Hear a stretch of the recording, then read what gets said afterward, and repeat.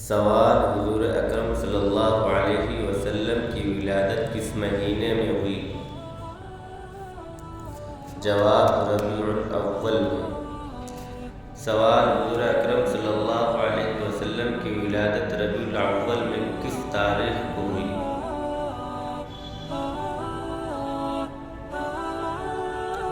جواب: مشہور یہ ہے کہ 12 ربیع الاول کو ہوئی۔